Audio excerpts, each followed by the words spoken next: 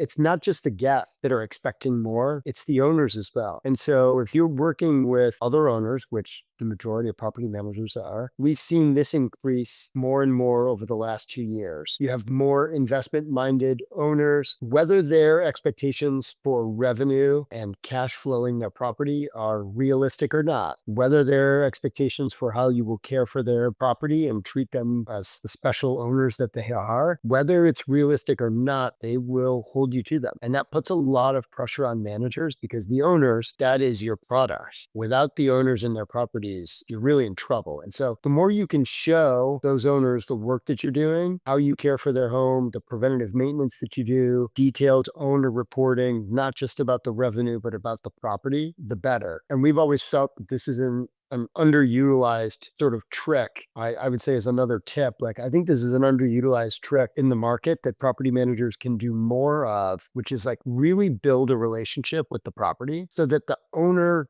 develops the true feeling that there's no one else in the world that knows more about their property than you do. Because then it becomes really difficult to go and switch and like pick a different property manager. Why would I do that? Marcus knows everything about my property. He cares about my property. He's got this deep property profile, and I trust that he's going to take care of my property. Maybe I'm going to give Marcus a little more leeway if revenue is up and down. I'm going to be a little more agreeable if I have a better transparent relationship about how the property is mounted. Yeah, there's a super simple trick. If there's any owners out there, close your ears. But for the property managers, it's a super simple trick to get owners to love you. Make sure you stay in touch with them on a regular basis and ask them random stuff. Especially if you have any ideas on how to improve the property, you can ask them, hey, we think it would be great if we had a custom built fireplace in the backyard that only costs 20,000. Is that something you're interested in or not? Because what that does is it puts the responsibility on the owner. And that's very useful because the owner knows that you care. Sometimes they're too busy and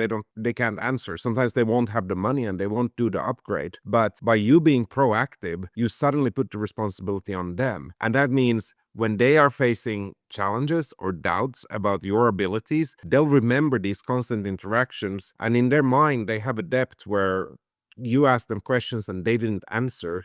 So that makes them actually not be able to attack you. Something that I learned over the years.